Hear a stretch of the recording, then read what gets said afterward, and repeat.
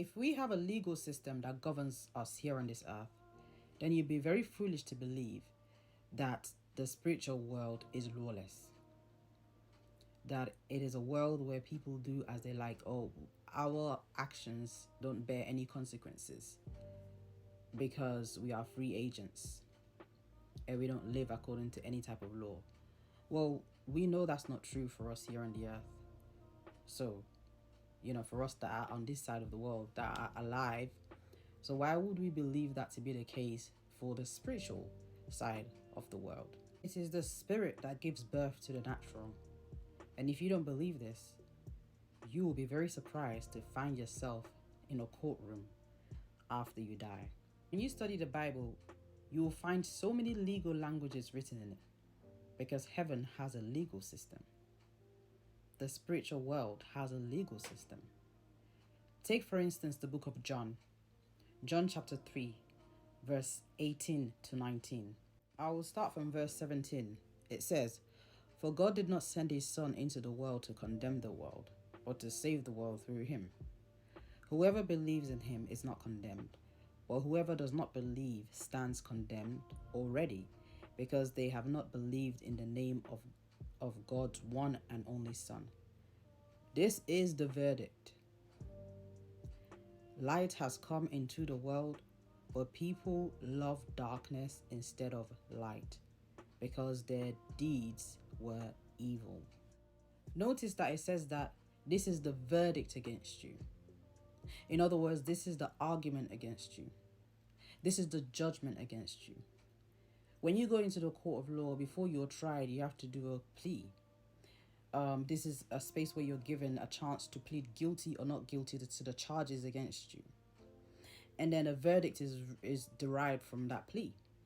So in the end, your case is tried, and then the verdict to be given. The verdict to either, it would either be that yes, you are guilty, or no, you are not guilty. Well, it's a similar thing that is going on here. Jesus is saying that this is the verdict against you. This is how your judgment will be reached. You will be tried. You will be tried in the court of heaven. In the high court of heaven, you will be tried. And he's saying that the verdict will be not that I condemn you. It's not that Christ condemns you. Because he didn't come into the world to condemn the world. He wasn't sent to condemn the world.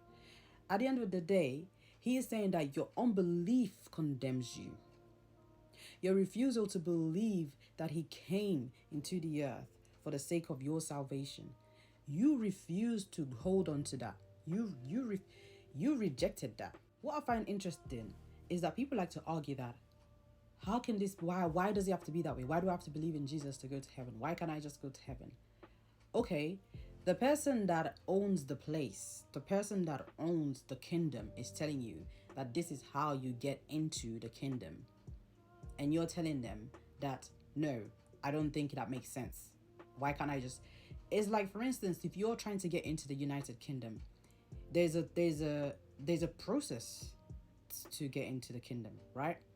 You have to apply for a visa. You have to have a reason to want to be in the country. There are conditions that you have to meet.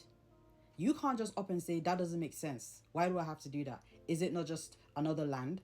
Is it not just another country? Why do I even have to get into an airplane? I could just walk and just get into the country.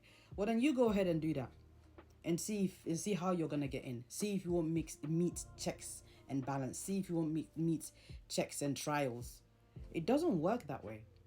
So it's interesting how people reject the order, the process. Like the scripture says, this is the reason why he sent his Son into the world.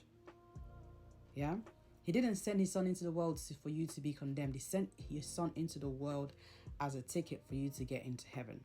Instead of you just trusting that this is the way, you think that the way that the Creator has made is stupid, is illogical, it doesn't make sense. Why this, why that? Well, then you're going to stand up in the court of heaven one day, and then you'll see which way makes more sense. Is it your way, or is it his way? This is the verdict against you. That's what Christ said.